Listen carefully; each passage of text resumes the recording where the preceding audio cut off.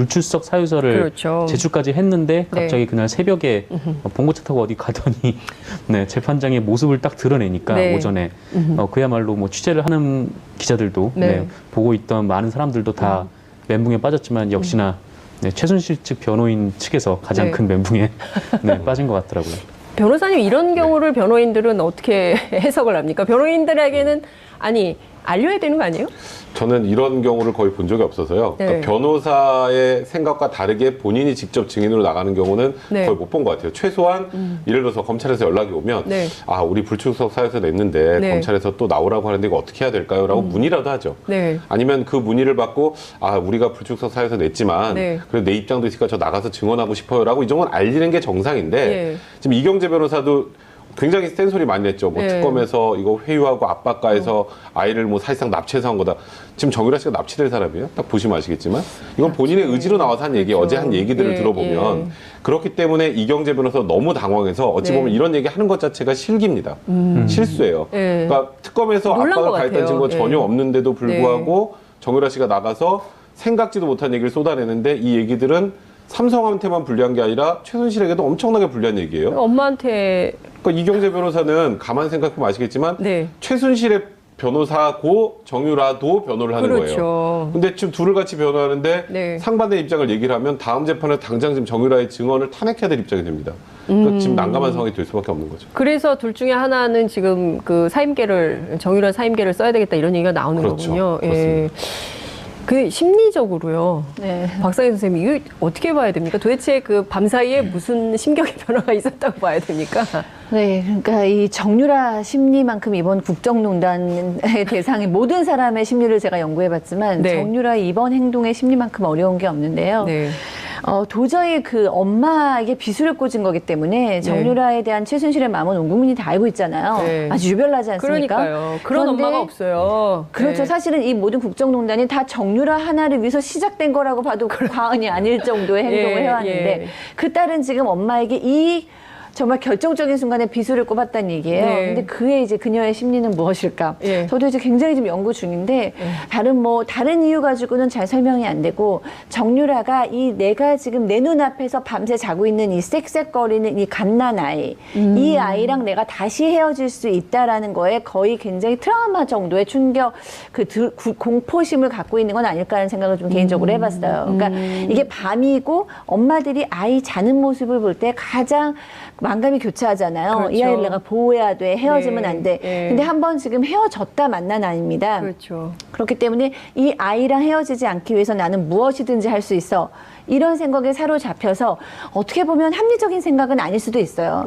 물론 이제 국민 입장에서는 아주 잘했다라고 얘기해야 되지만 네. 객관적으로 정유라의 가족의 입장이나 변호사 입장에서 보면 네.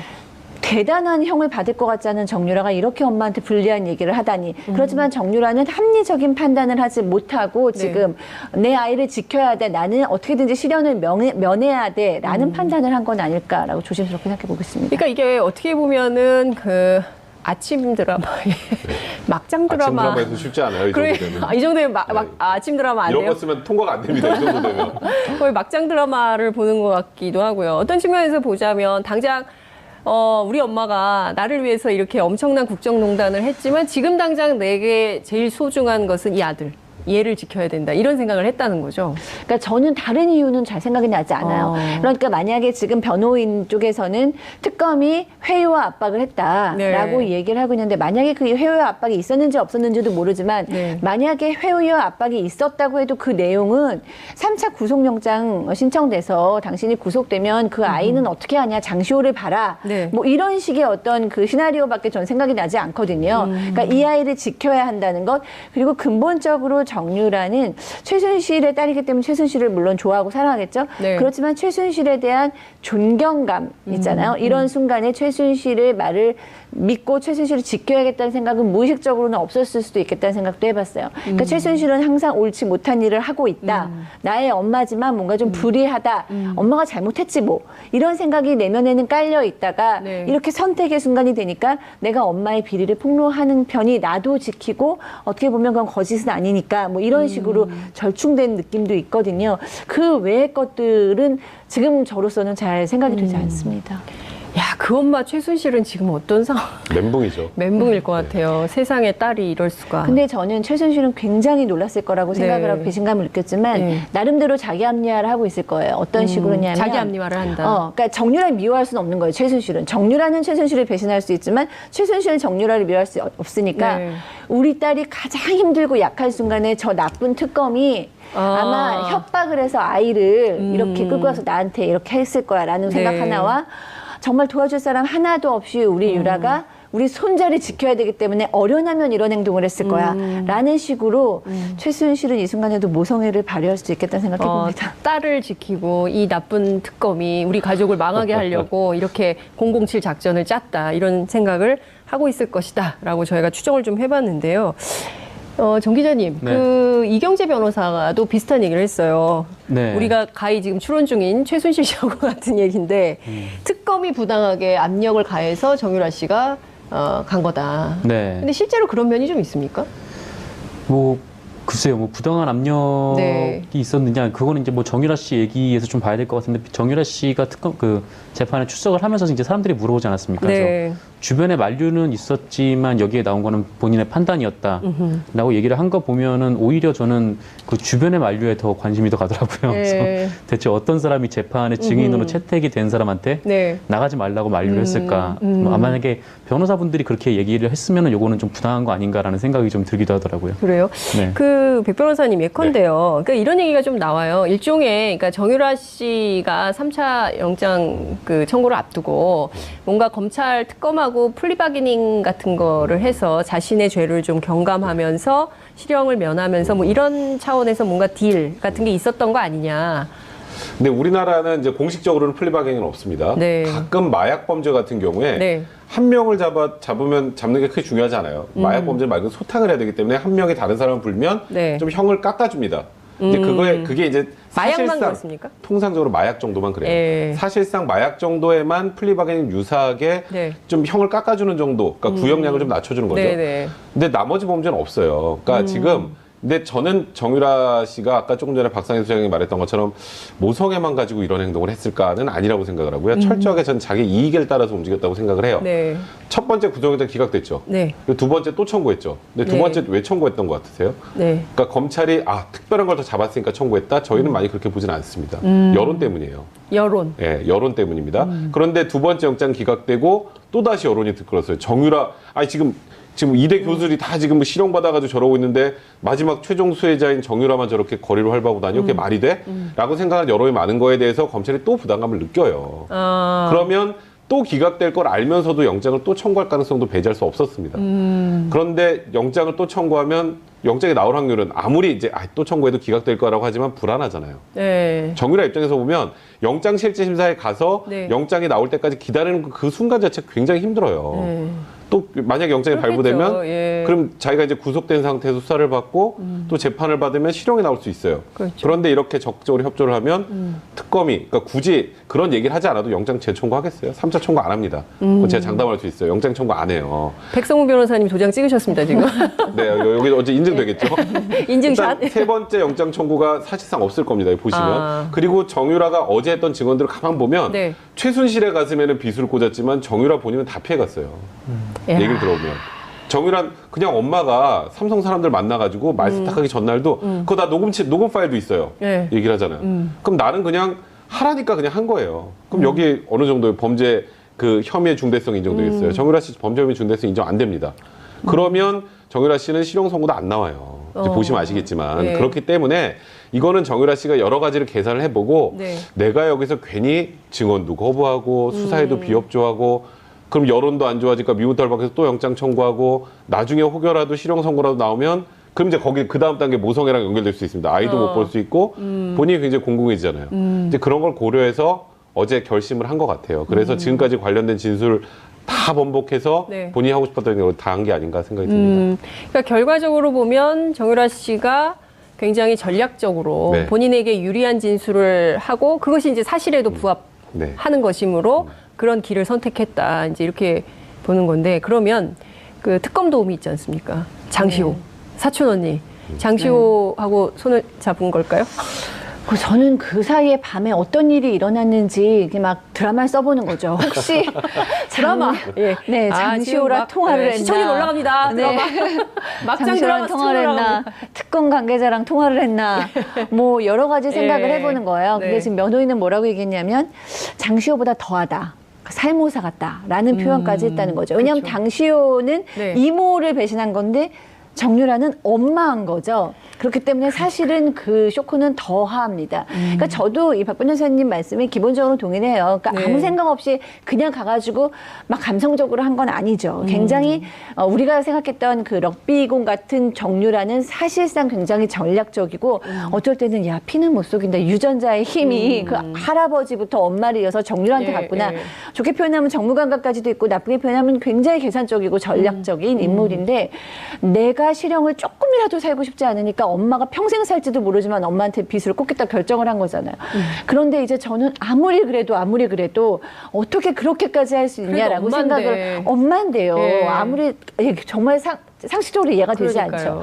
그래서 나름대로 그래도 정유라는 아이랑 헤어질 수 없었겠지라고 이제 저는 생각을 하고 있는 건데 글쎄요 정유라가 장시호하고 연락을 한 건지 장시호의 사례를 보면서 나도 저렇게 특검을 도와서 살아나야겠다라고 판단한 건지는 모르지만 정말로 상상 이상 그 이상의 행동을 한 것 같습니다. 일각에서는 이모랑 먼저 통화한 거 아닌가. 이런 얘기도 좀 나오기도 하고. 벤치마킹 했을 수 있죠. 벤치마킹이요. 장시호 씨가 어쨌건 지금 국정농단 사건 관련자 중에 유일하게 그렇죠. 바깥에 있는 사람이에요. 네. 그거 생각해보면 좀 대충 답이 나오지 않을까요? 그러니까 장시호 씨랑 통화해서 우리 이렇게 하자가 아니라 네, 예. 둘이 뭔가 맞을 건 별로 없어요. 장시호 씨가 폭로를 많이 안 했으면 최순실이 이렇게까지 곤란하지 않았습니다. 네. 그럼 굳이 자기가 이걸 폭로할 이유가 없는데 예. 이미 이렇게 다 엎질러진 물이고 그리고 유심히 보니까 장시호가 뭐 국민 뭐 도우미부터 시작을 네, 해서 네. 막 오히려 막 여론으로서 굉장히 우호적인 상황이 되고 그런 걸 여러 가지 지켜보면서 차라리 나라도 살자라는 생각을 했을 수는 있죠. 입장이 같은 건 아닙니다. 그를 참 시청자 여러분들께서는 이 정유라의 길에 대해서 어떻게 지금 어떤 댓글들이 막 올라오고 있을지 궁금한데요. 그런데 백 변호사님 말씀 네. 주신 대로 우리가 무슨 여론 재판하자는 것은 아니지만 어찌됐든 가장 수혜를 받은 사람이거든요. 네. 이번 국정농단 사태에서. 근데 물론 이제 전략적으로 본인이 아는 바대로 사실대로 다 진술을 한들 실형을 완벽하게 면할 수 있을까? 그러니까 집행유예도 면할 수 있을까? 아무런 범죄 사실이 없다. 이렇게 될 수 있을까? 국민들은 굉장히 궁금하거든요. 범죄 사실이 없다는 아니죠. 네. 그러니까 이대 학사비리 관련해서도 일단 사실상 정유라가 금메달 목에 걸고 들어가서 네. 통과했고 나중에 학점 뭐 결석했는데 학점 잘 받았지만 네. 그 과정에서 주도적 역할을 한 건 정유라는 아니죠. 최순실이 맞습니다. 그거는 뭐 정유라가 직접 먼저 처음부터 이걸 다 뭐 이런 걸 짜가지고 이대 학장을 구슬리고 어떻게 해서 해야겠다라고 계획을 세운 건 아니잖아요. 네. 그 중심은 최순실이 있었고 수혜를 받은 게 정유라기 때문에 국민적 비난 가능성이 크지만 법적 비난 가능성만 놓고 보면 그렇게까지 크지 않아요. 사실. 그리고 이런 입시 비리에 학생이 처벌받는 경우는 전 거의 못 봤어요. 아, 대부분 부모들이 처벌을 받죠. 학사 비리에서는 네, 생각해 보시면 학생은 제적되는 게 최상이에요. 뭐 처벌을 받는 경우 많이 없는데 여기에는 그래도 어느 정도 국민적 비난 가능성까지 결합이 돼서 네. 법적 책임까지 지우려고 하는 거예요. 이거는 두 번째 이 뇌물수수 네. 관련 부분이나 말세탁 범죄 수익 네, 은닉에 관한 네. 부분도 주도적인 역할이 최순실이 했다는 건 다 짐작이 가능한 부분이에요. 정유라가 뭘 얼마나 대단해서 삼성과 직접 협상을 하고 하겠습니까? 결국 최순실이 주도적 역할을 했는데 네. 수익자가 정유라니 너 이거 다 알고도 묵인했으니까 너 이거 처벌받아야 돼 라고 지금 하고 있는 거거든요. 근데 지금 이번에 진술한 걸 쭉 들어보면 결국 엄마가 다 한 거예요. 그렇죠. 엄마가 삼성 임원들 다 만나서 말세탁 관련돼도 얘기했고 엄마 나 이 말 계속 타도 돼? 그거 삼성에서 해준 거니까 네가 계속 네 것처럼 거라고 타면 돼. 생각하고 타. 아, 네 알겠습니다. 그럼 비난 가능성이 얼마나 큰가요? 그럼 이러면 실형 선고될 가능성이 네. 일단 변호사 입장에서 보면 거의 없습니다. 저는 이익으로 접근했다고 좀 생각을 하고 있는 거예요. 예. 박 선생님, 저기, 정유라 씨가, 뭐, 은닉 재산, 지금 뭐, 이제 최순실 재산, 독일에 있는 최순실 재산 환수를 위한 특별법 제정, 뭐, 이런 관련해서 이제 국회 논의가 활발하게 진행이 좀 되고 있기도 한데요. 한편으로는 정유라가 돈을 지키기 위해서, 우리 집 재산을 지키기 위해서 그런 거다. 뭐 이런 얘기도 있어요. 그러니까 이제 너무 비상식적인 일이 일어났기 때문에 네. 정말 여러 가지 생각해 보게 되는 거죠, 대중들은. 네. 그런데 뭐 아이 얘기는 이제 제가 했습니다만 또 어떤 분들은 뭔가 빨간 금고를 비롯한 그 그러니까요. 유럽의 전역에 숨겨져 어디가 있는 있는 거야, 어디가 있는 그러니까 어디가 있는지 모르는 예. 그 돈은 사실상 네. 최순실하고 정유라고 둘 정도밖에 모른다고 쳤을 때 네. 최순실은 어차피 이제 뭐 실형을 면하기는 어려울 것 같으면 네. 그냥 최순실은 그냥 이거를 감당하게 하고 나라도 살아남아서 유럽으로 언젠가는 가서 이 돈을 관리해야겠다라는 네. 생각을 했을 가능성도 배제할 수는 없을 것 같아요. 근데 이제 그럼에도 불구하고 또 납득은 안 되죠. 도대체 얼마나 어디에 있길래 이렇게까지 엄마를 평생 감옥에서 썩게 하면서까지 그 돈이 지키고 싶을까? 그리고 만약에 어차피 지금 변호사님 얘기하셨듯이 굉장히 실형을 오래 받지 않을 정유라가 네. 그 돈을 지키는 걸 꼭 지금 했어야 됐을까? 나중에 한 1, 2년 후에도 했을 수 있었는데 이런 질문들이 나오기 때문에 그런 합리적인 의심은 당연히 드는데 거기에 대해서 아 그래 그랬을 거야 라는 어떤 만족은 조금 떨어지는 것 같습니다. 네. 굉장히 궁금해요. 그 심리가 어떤 건지 직접 미스테리합니다, 미스테리해요. 만나서 정말 인터뷰를 한 4시간 정도 해보고 싶은데 어제 재판에서 네. 정유라 씨가 4시간을 얘기를 했어요. 네. 핵심 쟁점이 어떤 거예요? 쟁점이라고 보면은 뭐 그동안에 네, 삼성 측과 이제 최순실 측이 부인했던 것을 모두 인정한 것이 네. 가장 뭐 크지 않나. 뭐 구체적인 제목이 아마 변호사님께서 잘 아시겠지만 일단은 뭐 삼성 측에서 뭐 말을 제공을 했고 그거를 최순실이 뭐 네 말처럼 생각하고 타라. 이렇게 얘기를 했다는 거고요. 네. 그다음에 또 삼성과 돈을 뭐 주고 받았던 이제 코어 스포츠가 사실상 최순실의 회사라는 네. 점 인정하고 자신이 그 회사에서 이제 돈을 650만 원씩 매달 받았다는 거 아닙니까? 네. 또 그런 것도 있었고요. 또 승마 지원이 뭐 삼성 측에서는 뭐 정유라 씨를 비롯해서 뭐 6명 중에 1명 지원한 것 뿐이다 이렇게 네. 얘기를 했는데 뭐 사실상 왜 나만 지원받냐 이렇게 정유라 씨가 물었을 때 뭐 최순실 씨가 화를 냈다거나 또 그런 것들도 좀 있었고 네. 그다음에 또 말세탁과 관련해서도 삼성이 모를 리가 없다. 네, 또 안드레아스 당시 뭐 정유라 씨 독일 승마 코치가 네. 또 삼성에서 돈이 들어와야 되는데 왜 안 들어오지? 막 이런 얘기도 했다. 뭐 그런 식들의 뭐 증언들이 뭐 가장 주요하게 언론에서 보도가 되는 것 같습니다. 지금 정 기자님 정리해 주신 쟁점들만 살펴보면 이후에 있을 재판 과정에서 삼성과 그야말로 최순실 씨에게 굉장히 악재가 되면서 이 재판이 그 변호인들 입장에서 보면 상당히 스텝이 꼬일. 엄청나게 카운터 펀치를 맞은 건 사실입니다. 그런데 네. 아직 유죄 판결 단정하기 힘들어요.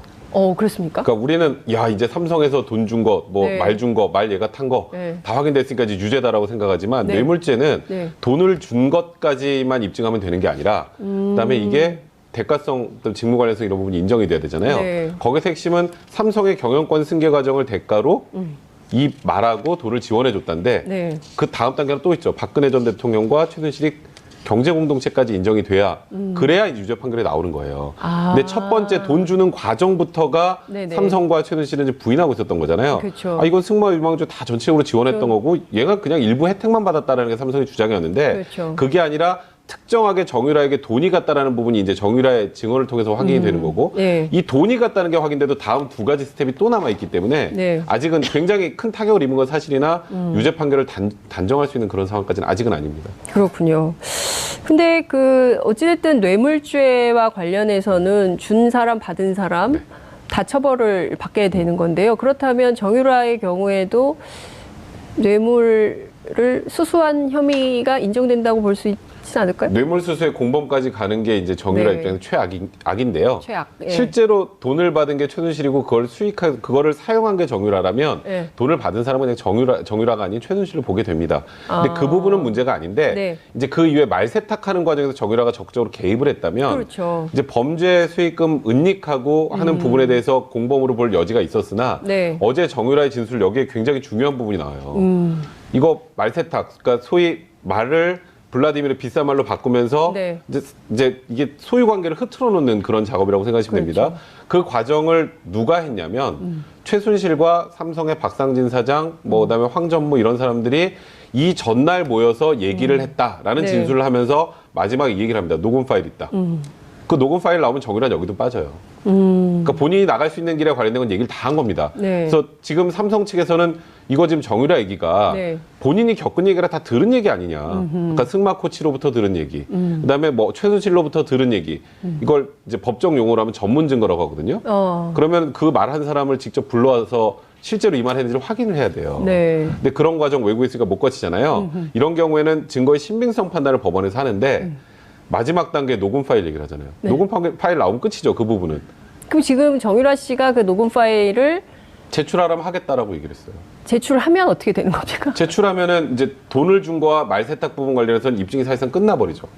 그러면 삼성이 그동안 주장했던 것이 다 한 방에 허물어집니다. 그 돈 준 거에 완방에 관련해서. 끝나는- 예, 승마 지원 관련해서 네. 우리는 승마 유망주 지원한 거예요라는 말은 이제 더 이상 할 수가 없는 상황이 되는 거예요. 이재용 부회장 재판에 상당히 악영향. 이재용 그렇게 부장이 되면 어제 굉장히 놀랐을 겁니다. 표정이 안 좋더라고요. 네.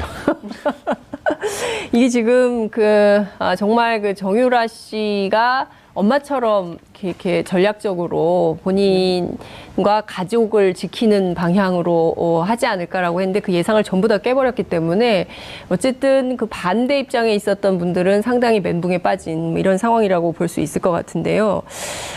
중요한 포인트는요. 이후에 재판에서 정유라 씨는 살아남고 그 최순실 씨가 굉장히 어려운 상황, 난감한 상황에 빠진다면 최순실 씨가 또 최후의 한 방을 준비하게 되는 이런 역전의 상황은 없을까요? 박상희 선생님 어떻게 보십니까? 이게 너무 우리가 드라마식으로 해석을 해서 조금 좀 공부하는 측면이 저는 그럴 것 있는데. 같지는 않거든요. 왜냐면은 엄마를 최순실 자식을 지킬 거다? 뭐 지키기까지는 이제 예전까지는 안 하더라도 정유라에게 한 방을 날리는 일은 없을 것 같아요. 왜냐하면 최순실은 확실하게 정유라 때문에 감정의 기복을 보여왔거든요. 네. 굉장히 그 공격적이고 주도적으로 재판에서 임하고 하다가도 정유라 얘기가 나오면 이성을 잃고 굉장히 감정적이 되고는 했기 때문에 최순실이 정유라한테 불리한 발언을 이어갈 것 같지는 않지만 최순실이 이제 여태까지 쌓아온 어떤 전투력 같은 거는 상당히 상실이 될 것 같다는 느낌이 듭니다. 근데요. 네.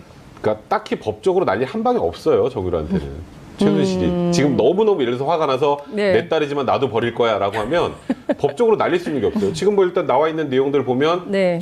저희 정유라가 개입이 안 됐다는 객관적인 증거들 녹음 파일이 만약에 나온다면 그런 것도 확인이 되고 이대 학사 비리도 지금 다 나왔잖아요. 사실관계가. 네. 뭘 딱히 정유라한테 날릴 게 없는데 네. 굳이 날린다면 뭐 최순실이 이것도 소설입니다만 네. 돈을 관리하는 사람을 통해서 뭐 정유라에 돈줄을 준다거나 뭐 그런 비법적인 방법이 있을지 모르겠지만 법정에서 지금 나와 있는 진술을 또 다 뒤집어 엎을 만한 한 방은 현실적으로 없습니다.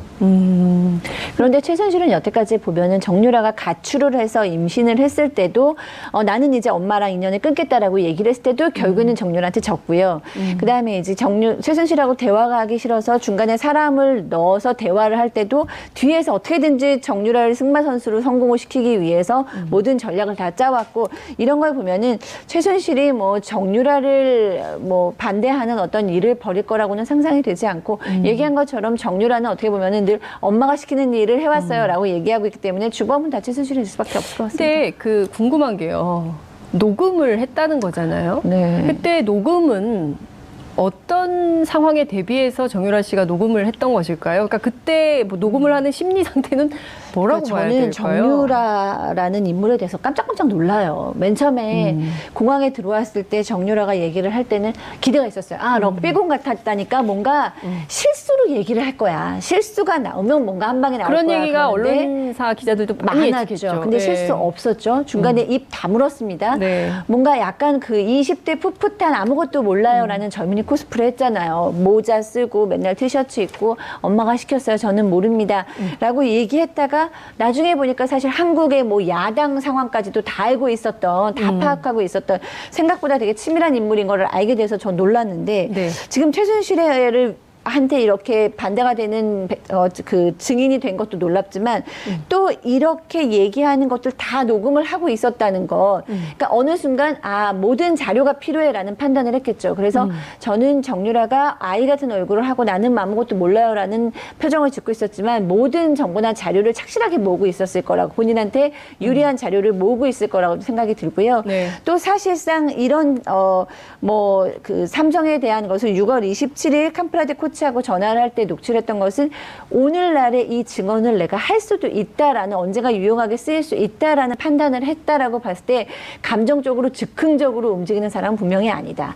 정유라는 굉장히 치밀하고 계산적이게 네. 전략적으로 본인을 방어하고 있다는 생각이 좀 듭니다. 그러니까 나중에 혹여라도 이건 저는 최순실 씨 때문에 녹음했을 것 같지는 않고요. 네. 삼성으로부터 버림받을 수 있으니까. 아. 네, 이거는 굉장히 중요한 자료죠. 삼성이 이 녹음 파일이 있으면 그렇죠. 나중에 함부로 할 수 있겠어요?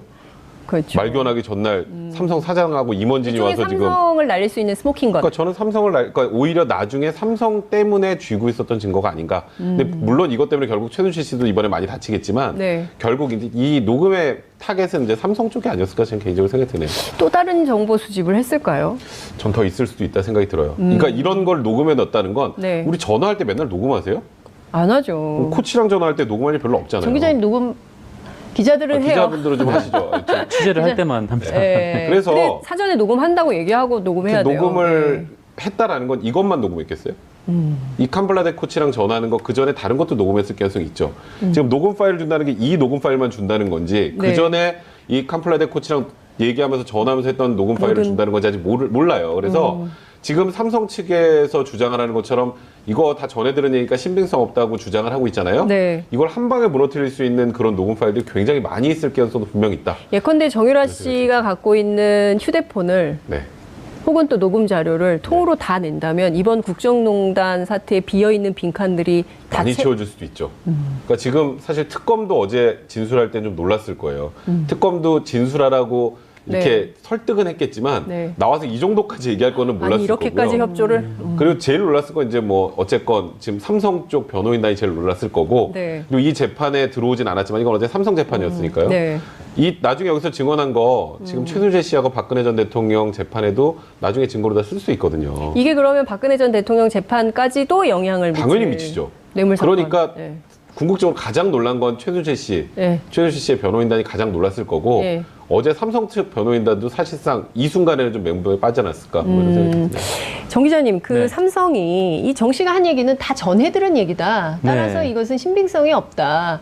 뭐 직접 개입한 것이 아니라 전해들은 거기 때문에 이거는 자료의 가치가 없다 이렇게 폄훼를 했다고 봐야 되는데요. 네. 삼성의 이런 주장이 재판부를 설득할 수 있을까요?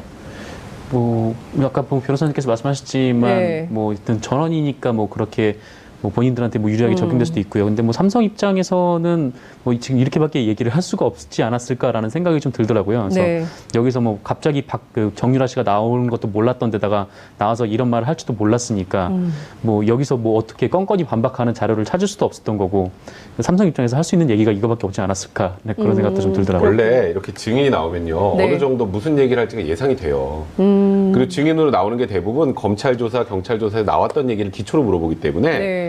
그러니까 우리가 증거로 사용하는 거 우리 동의 안 해요. 그럼 이제 증인으로 부르는 거잖아요. 그럼 그 증인이 그 전에 했던 얘기들은 이제 나중에 재판 과정에서 변호사들이 다 볼 수 있단 말이에요. 네. 그러니까 이 증인이 이런 얘기를 했으니까 우리는 이런 걸 물어봐서 이 사람이 진술하는 거를 좀 신빙성을 낮춰봐야겠다. 이런 준비를 하는데 정유라는 검찰에서 특검에서도 이런 얘기 한 적이 없는 걸 나와서 지금 얘기를 하잖아요. 그렇죠. 그럼 삼성 측 변호인단도 대응할 방법이 없는 거예요. 현장에서 현장 대응력이 굉장히 떨어지는 아니 거죠. 현장 대응력이 여기는 네. 혹여라도 즉흥적으로 변호인이 대응하면 한 방에 갑니다. 잘못하면. 이럴 때는 완전히 말을 아끼는 거 말고 방법이 없어요. 그럼 결국 할 수 있는 게 뭐 있겠어요? 저 사람 얘기하는 건 좀 신빙성이 떨어집니다. 밖에 없습니다. 반대 신문도 못해요. 이 정도 되면. 반대 신문 할 수도 없죠. 무슨 얘기할지 예측이 안 되는데. 네. 그랬다가 괜히 반대 신문 했다가 더 불리한 그거 건 아닌데요? 이제 이렇게 그러면 안 되기 나오면. 때문에 네. 어제 삼성 측 변호인단은 굉장히 제한적으로 물어볼 수밖에 없었어요. 그리고 결국은 신빙성 떨어집니다라는 말 말고는 반박할 게 없었기 때문에 이런 얘기가 나온 겁니다. 그러니까 할 수 있는 대응이 그러니까 평가절하가 아니라 저에게는 할 수 있는 게 이거밖에 없었다. 아까 기자님 말씀하신 게 정답이에요. 그렇군요. 할 수 있는 게 전해 들은 얘기로 신빙성이 없다. 이것 말고는 더 대응할 내용이 없었다. 이런 말씀 좀 주셨는데요. 살모사 같은 행동을 했다. 굉장히 비유치고는 독한 비유를 변호인이 했어요. 사실 변호인하고 이게 의뢰인이 거의 한 몸으로 법정에서 움직여야 되는데 완전히 디스를 한 거거든요. 완벽한 디스죠. 이거는 네. 왜냐하면 정유라의 변호사 이코르 최순실의 변호사잖아요. 네. 그러니까 이거는 지금 최순실 재판도 다 어그러지게 생겼단 말이에요. 지금 정유라가 삼성 재판에서 얘기를 했지만 네. 제가 말씀드렸던 것처럼 이거는 어차피 여기 박근혜 전 대통령과 최순실 재판에 사용될 수밖에 없는 증거예요. 그러면 엄마 가슴에 빗을 꽂은 거 살모사가 네. 태어나서 자기 부모를 먹어치운다고 해서 살모사라고 하잖아요. 그러니까 이거는 엄마를 먹어치운 상황이다라고 비난을 하면서 우리가 사임할 수밖에 없는 상황이 아닌가, 사임계도 고려해야 된다는 게 이제는 이 둘을 같이 변호를 할 수가 없잖아요. 입장차가 달라지니까. 지금 당장 다음 재판에서 이 정유라 네. 진술의 신빙성을 낮추는 방법을 고민해야 되는 게 정유라의 변호사예요. 그게 말이 되나요? 그러니까 내가 지금 선임한 사람의 변론해줘야 되는데 이 사람이 진술이 잘못됐어요라고 주장을 해야 되는 상황까지 되니까 예. 변호사 입장에서도 멘붕인 거고 그럼 여기를 사임하고 최순실만 하던가 이제 본인도 선택을 해야 되는 상황이 됩니다. 그러다 보니까 네. 이런 좀 변호사 입에서 나오기 힘든 격한 표현까지 나온 거고요. 제가 하나만 더 말씀드리면 네. 우리가 드라마 보면 네. 막 갑자기 새로운 증이 탁 나타나가지고 진술하면 그거 가지고 막 서로 공방하고 네. 싸우잖아요. 현실은 없어요. 아, 현실 법정엔 그런 거 없어요? 현실 법정에서는 예. 이게 수세물질 쪽 변호사가 예. 괜히 잘못 들어갔다 물리면 끝나요. 이 재판이. 그러니까 어제 삼성 변호사들이 아무리 유능해도 예. 어제 대응은 현실적으로 불가능했던 겁니다. 그러니까 그 삼성 측 변호사들이 잘못 대응한 게 아니라 그것이 그거는 이제 완전 최선의 FM대로 한 거예요. FM대로 한 방어였다. 겁니다. 이제 이런 말씀을 좀 주셨는데요. 그 박 선생님 저기 살모사 비유 잡아먹은 겁니까? 일단 뭐 이 변호사들 입장에서 봤을 때는 너무나 놀랐으니까 네. 그런 표현을 쓴 것 같은데 저는 정유라가 이 내 변호사가 나만 위해서 인도하지 않고 엄마의 마치 나는 부속처럼 나를 변호하고 있다라는 생각을 해오지 않았을까라는 생각이 들었고 아하. 사실은 그게 사실일지도 모른다는 생각이 들었어요. 왜냐하면 정유라가 지금 너무 예측하지 못한 행동을 해서 변호사들이 화가 날 수는 있지만 그렇다고 내 의뢰인을 전 국민 앞에서 살모사라는 표현을 쓰는 것은 좀 너무 심하다는 생각이 들었거든요. 네. 그렇기 때문에 이제 우리가 생각했을 때는 이 변호사들이 정유라한테 딱 붙어서 정유라를 잘 변호하고 있는 것처럼 보였지만 사실 그들 사이에는 가까이 하기 어려운 어떤 거리가 있었나 보다라는 생각이 들었고요. 또 하나는 그럼에도 불구하고 이 정유라가 너무나 당차기 때문에 나는 내 살 길을 찾아야겠다. 그들이 나를 보호해주지 않을지라도 나는 내 살 길을 찾아야겠다라고 생각을 하지 않았나 싶습니다. 그러니까 이제 그 정유라 씨가 귀국해서 기자들하고 일문일답을 할 때도 그런 얘기를 했잖아요. 나 뭐 원래 그 대학 가고 싶은 생각도 없었고, 네. 뭐 굳이 대학을 나와야 된다는 생각도 하지 않았다. 뭐 이제 이런 그래서 굉장히 자유분방한 21살의 아주 프레시한 청년 뭐 이렇게 생각을 했는데 지금 이 정도까지 이르르면 이제 앞서 말씀을 좀 해주셨지만 더 이상 그는 풋풋한 청년은 아닌 것이요. 아니요.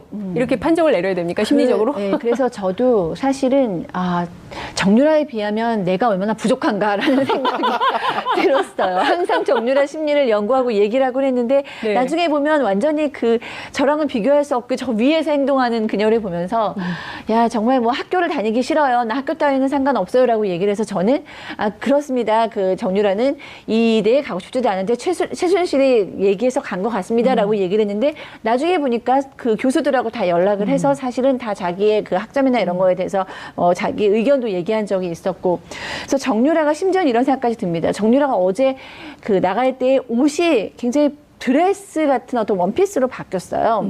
드레스 코드가. 네, 여태까지는 야구 모자 쓰고 티셔츠를 입다가 드레스 코드까지 바뀌었을 때 저것도 아무 생각 없이 입었을까라는 생각이 들면서 뭔가 나는 이제는 좀 바뀌었고 나는 진실을 얘기하겠어요. 나는 착한 사람이에요. 나는 이제는 다 밝힐 수 있어요. 뭐 이라는 어떤 것을 보여주기 위함이 아니었을까라고 생각을 하면서 굉장히 온 국민을 다 놀라고 변호사들도 다 놀라게 했지만 네. 또 내용을 잘 탄탄히 뜯어보면 제가 직접 한 게 아니고 나는 누구누구한테 들었어요 라는 얘기인 거예요.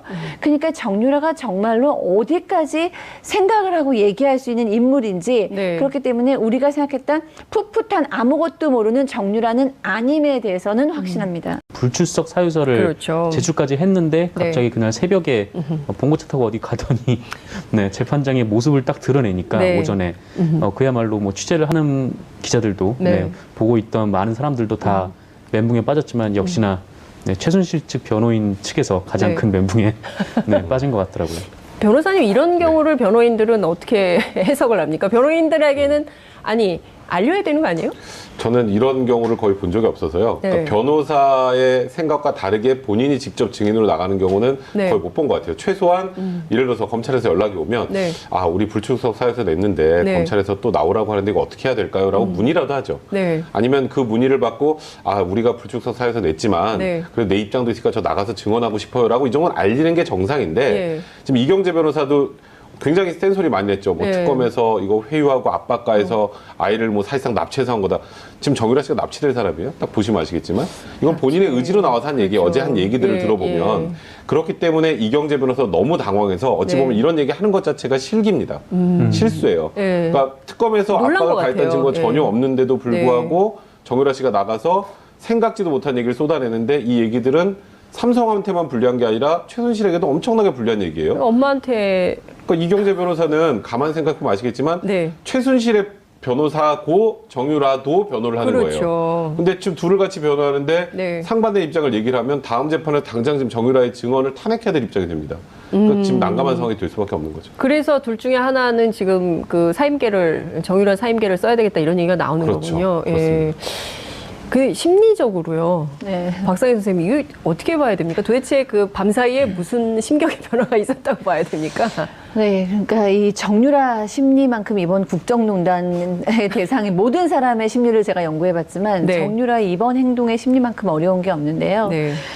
도저히 그 엄마에게 비수를 꽂은 거기 때문에 정유라에 대한 최순실의 마음은 온 국민이 다 알고 있잖아요. 네. 아주 유별나지 않습니까? 그러니까요. 그런 그런데 엄마가 없어요. 그렇죠. 네. 사실은 이 모든 국정농단이 다 정유라 하나를 위해서 시작된 거라고 봐도 과언이 아닐 정도의 행동을 예, 해왔는데 예. 그 딸은 지금 엄마에게 이 정말 결정적인 순간에 비수를 꼽았다는 얘기예요. 네. 근데 그의 이제 그녀의 심리는 무엇일까? 예. 저도 이제 굉장히 좀 연구 중인데 다른 이유 가지고는 잘 설명이 안 되고 정유라가 이 내가 지금 내 눈앞에서 밤새 자고 있는 이 쌕쌕거리는 이 갓난 아이, 이 아이랑 내가 다시 헤어질 수 있다라는 거에 거의 굉장히 트라우마 정도의 충격, 공포심을 갖고 있는 건 아닐까 하는 생각을 좀 개인적으로 해봤어요. 그러니까 이게 밤이고 엄마들이 아이 자는 모습을 볼 때 가장 만감이 교차하잖아요. 그렇죠. 이 아이를 내가 보호해야 돼. 헤어지면 네. 안 돼. 네. 근데 한번 지금 헤어졌다 만난 아이입니다. 그렇죠. 그렇기 때문에 이 아이랑 헤어지지 않기 위해서 나는 무엇이든지 할 수 있어. 간 거다. 네. 근데 실제로 그런 면이 좀 있습니까? 뭐 글쎄요, 뭐 부당한 압력이 네. 있었느냐, 그거는 이제 뭐 정유라 씨 얘기에서 좀 봐야 될 것 같은데, 정유라 씨가 특검 그 재판에 출석을 하면서 이제 사람들이 물어보지 않았습니까? 네. 그래서 주변에 만류는 있었지만 여기에 나온 거는 본인의 판단이었다라고 얘기를 한 거 보면은 오히려 저는 그 주변의 만류에 더 관심이 더 가더라고요. 네. 그래서 대체 어떤 사람이 재판에 증인으로 채택이 된 사람한테 네. 나가지 말라고 만류를 했을까? 뭐 만약에 변호사분들이 그렇게 얘기를 했으면은 요거는 좀 부당한 거 아닌가라는 생각이 좀 들기도 하더라고요. 그래요? 네. 백 변호사님 예컨대요. 그러니까 이런 얘기가 좀 나와요. 일종의 그러니까 정유라 씨가 3차 영장 그 청구를 앞두고 뭔가 검찰 특검하고 플리바게닝 같은 거를 해서 자신의 죄를 좀 경감하면서 실형을 면하면서 뭐 이런 차원에서 뭔가 딜 같은 게 있었던 거 아니냐.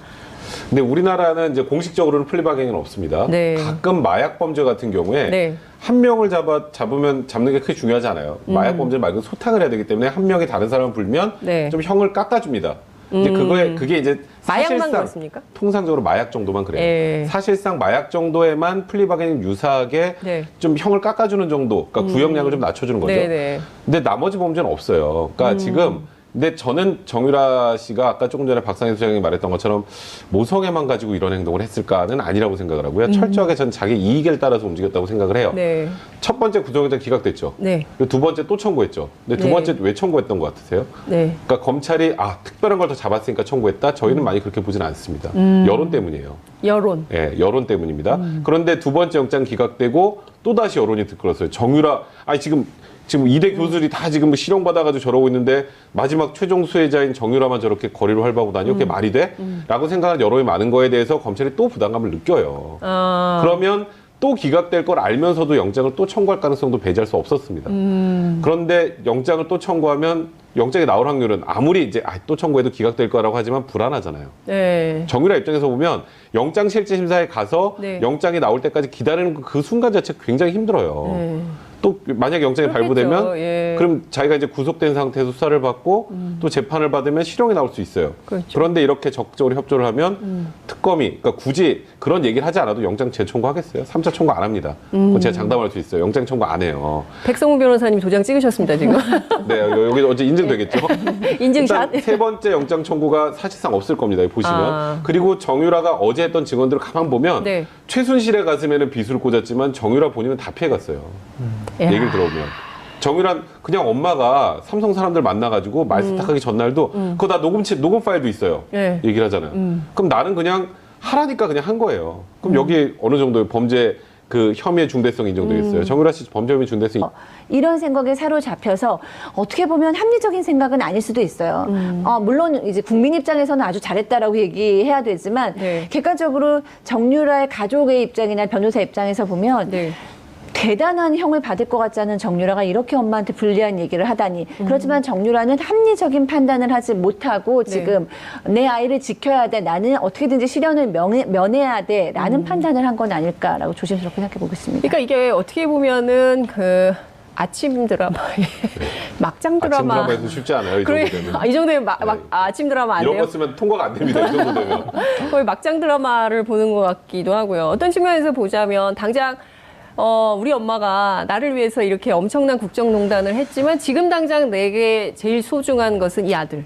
얘를 지켜야 된다. 이런 생각을 했다는 거죠. 그러니까 저는 다른 이유는 잘 생각이 나지 않아요. 그러니까 만약에 지금 변호인 쪽에서는 특검이 회유와 압박을 했다라고 네. 얘기를 하고 있는데 만약에 그 회유와 압박이 있었는지 없었는지도 모르지만 네. 만약에 회유와 압박이 있었다고 해도 그 내용은 3차 구속영장 신청돼서 당신이 구속되면 그 아이는 어떻게 하냐 장시호를 봐라. 네. 뭐 이런 식의 어떤 그 시나리오밖에 전 생각이 나지 않거든요. 그러니까 이 아이를 지켜야 한다는 것 그리고 근본적으로 정유라는 최순실의 딸이기 때문에 최순실을 물론 좋아하고 사랑하겠죠. 네. 그렇지만 최순실에 대한 존경감 있잖아요. 이런 순간에 최순실의 말을 믿고 최순실을 지켜야겠다는 생각은 무의식적으로는 없었을 수도 있겠다는 생각도 해봤어요. 그러니까 최순실은 항상 옳지 못한 일을 하고 있다. 나의 엄마지만 뭔가 좀 불의하다.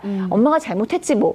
이런 생각이 내면에는 깔려 있다가 네. 이렇게 선택의 순간이 되니까 내가 엄마의 비리를 폭로하는 편이 나도 지키고 어떻게 보면 그건 거짓은 아니니까 뭐 이런 식으로 절충된 느낌도 있거든요. 그 외의 것들은 지금 저로서는 잘 생각이 되지 않습니다. 야, 그 엄마 최순실은 지금 어떤 상황?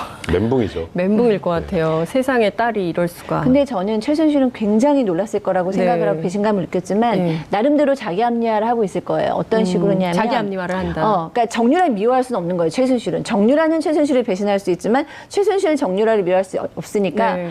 우리 딸이 가장 힘들고 약한 순간에 저 나쁜 특검이 아마 협박을 해서 아이를 이렇게 끌고 와서 나한테 이렇게 했을 거야라는 생각 네. 하나와 정말 도와줄 사람 하나도 없이 우리 유라가 우리 손자를 지켜야 되기 때문에 어련하면 이런 행동을 했을 거야 라는 식으로 최순실은 이 순간에도 모성애를 발휘할 수 있겠다는 생각이 듭니다. 딸을 지키고 이 나쁜 특검이 우리 가족을 망하게 하려고 이렇게 007 작전을 짰다. 이런 생각을 하고 있을 것이다. 라고 저희가 추정을 좀 해봤는데요. 정 기자님, 네. 그 이경재 변호사도 비슷한 얘기를 했어요. 네. 우리가 가히 지금 추론 중인 최순실 씨하고 같은 얘기인데 특검이 부당하게 압력을 가해서 정유라 씨가 그 상황이 되고 그런 걸 여러 가지 지켜보면서 차라리 나라도 살자라는 생각을 했을 수는 있죠. 입장이 같은 건 아닙니다. 그를 참 시청자 여러분들께서는 이 정유라의 길에 대해서 어떻게 지금 어떤 댓글들이 막 올라오고 있을지 궁금한데요. 그런데 백 변호사님 말씀 주신 대로 우리가 무슨 여론 재판하자는 것은 아니지만 어찌됐든 가장 수혜를 받은 사람이거든요. 네. 이번 국정농단 사태에서. 근데 물론 이제 전략적으로 본인이 아는 바대로 사실대로 다 진술을 한들 실형을 완벽하게 면할 수 있을까? 그러니까 집행유예도 면할 수 있을까? 아무런 범죄 사실이 없다. 이렇게 될 수 있을까? 국민들은 굉장히 궁금하거든요. 범죄 사실이 없다는 아니죠. 네. 그러니까 이대 학사비리 관련해서도 일단 사실상 정유라가 금메달 목에 걸고 들어가서 네. 통과했고 나중에 학점 뭐 결석했는데 학점 잘 받았지만 네. 그 과정에서 주도적 역할을 한 건 정유라는 아니죠. 최순실이 맞습니다. 그거는. 그거는 뭐 정유라가 직접 먼저 처음부터 이걸 다 뭐 이런 걸 짜가지고 이대 학장을 구슬리고 어떻게 해서 해야겠다라고 계획을 세운 건 아니잖아요. 네. 그 중심은 최순실이 있었고 수혜를 받은 게 정유라기 때문에 국민적 비난 가능성이 크지만 법적 비난 가능성만 놓고 보면 그렇게까지 크지 않아요. 사실. 그리고 이런 입시 비리에서 입시 비리에 학생이 처벌받는 경우는 전 거의 못 봤어요. 아, 대부분 부모들이 처벌을 받죠. 학사 비리에서는 네, 생각해 보시면 학생은 제적되는 게 최상이에요. 뭐 처벌을 받는 경우 많이 없는데 여기에는 그래도 어느 정도 국민적 비난 가능성까지 결합이 돼서 네. 법적 책임까지 지우려고 하는 거예요. 이거는 두 번째 이 뇌물수수 네. 관련 부분이나 말세탁 범죄 수익 네, 은닉에 관한 네. 부분도 주도적인 역할에 최순실이 했다는 건 다 짐작이 가능한 부분이에요. 정유라가 뭘 얼마나 대단해서 삼성과 직접 협상을 하고 하겠습니까? 결국 최순실이 주도적 역할을 했는데 네. 수익자가 정유라니 너 이거 다 알고도 묵인했으니까 너 이거 처벌받아야 돼 라고 지금 하고 있는 거거든요. 근데 지금 이번에 진술한 걸 쭉 들어보면 결국 엄마가 다 한 거예요. 그렇죠. 엄마가 삼성 임원들 다 만나서 말세탁 관련돼도 얘기했고 엄마 나 이 말 계속 타도 돼? 그거 삼성에서 해준 거니까 네가 계속 네 것처럼 거라고 타면 돼. 생각하고 타. 아, 네 알겠습니다. 그럼 비난 가능성이 얼마나 큰가요? 그럼 이러면 실형 선고될 가능성이 네. 일단 변호사 입장에서 보면 거의 없습니다. 저는 이익으로 접근했다고 지금 생각을 하고 있는 거예요. 예. 박 선생님, 저기, 정유라 씨가 뭐, 은닉 재산, 지금 뭐 이제 최순실 재산, 독일에 있는 최순실 재산 환수를 위한 특별법 제정 뭐 이런 관련해서 이제 국회 논의가 활발하게 진행이 좀 되고 있기도 한데요. 한편으로는 정유라가 돈을 지키기 위해서, 우리 집 재산을 지키기 위해서 그런 거다. 뭐 이런 얘기도 있어요. 그러니까 이제 너무 비상식적인 일이 일어났기 때문에 네. 정말 여러 가지 생각해 보게 되는 거죠, 대중들은. 네. 그런데 뭐 아이 얘기는 이제 제가 했습니다만 또 어떤 분들은 뭔가 빨간 금고를 비롯한 그러니까요. 그 유럽의 전역에 숨겨져 어디가 있는 거야, 어디가 있는 그러니까 어디가 있는지 모르는 예. 그 돈은 사실상 네. 최순실하고 정유라고 둘 정도밖에 모른다고 쳤을 때 네. 최순실은 어차피 이제 뭐 실형 인정 안 됩니다.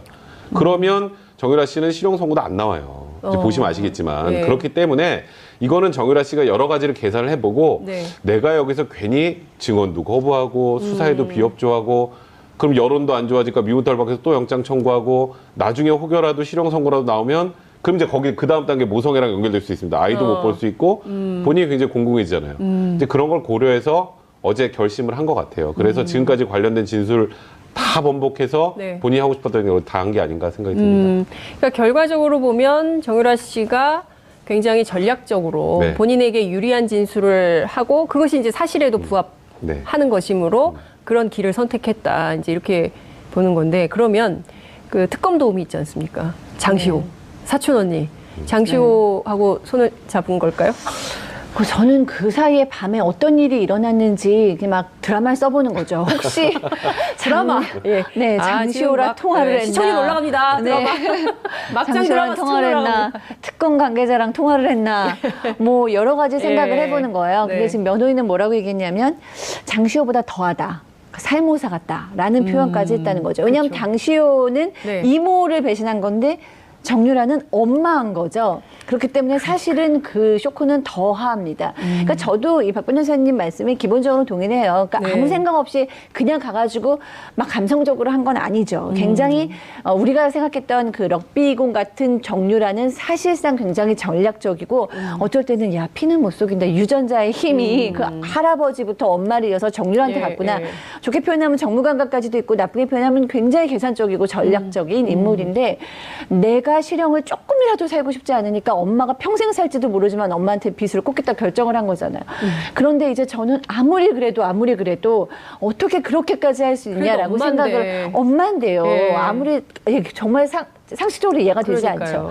그래서 나름대로 그래도 정유라는 아이랑 헤어질 수 없었겠지라고 이제 저는 생각을 하고 있는 건데 글쎄요 정유라가 장시호하고 연락을 한 건지 장시호의 사례를 보면서 나도 저렇게 특검을 도와서 살아나야겠다라고 판단한 건지는 모르지만 정말로 상상 이상 그 이상의 행동을 한 것 같습니다. 일각에서는 이모랑 먼저 통화한 거 아닌가 이런 얘기도 좀 나오기도 하고 벤치마킹 했을 수 있죠. 벤치마킹이요. 장시호 씨가 어쨌건 지금 국정농단 사건 관련자 중에 유일하게 그렇죠. 바깥에 있는 사람이에요. 네. 그거 생각해보면 좀 대충 답이 나오지 않을까요? 그러니까 장시호 씨랑 통화해서 우리 이렇게 하자가 아니라 네, 예. 둘이 뭔가 맞을 건 별로 없어요. 장시호 씨가 폭로를 많이 안 했으면 최순실이 이렇게까지 곤란하지 않았습니다. 네. 그럼 굳이 자기가 이걸 폭로할 이유가 없는데 예. 이미 이렇게 다 엎질러진 물이고 그리고 유심히 보니까 장시호가 뭐 국민 뭐 도우미부터 시작을 네, 해서 네. 막 오히려 막 여론으로서 굉장히 우호적인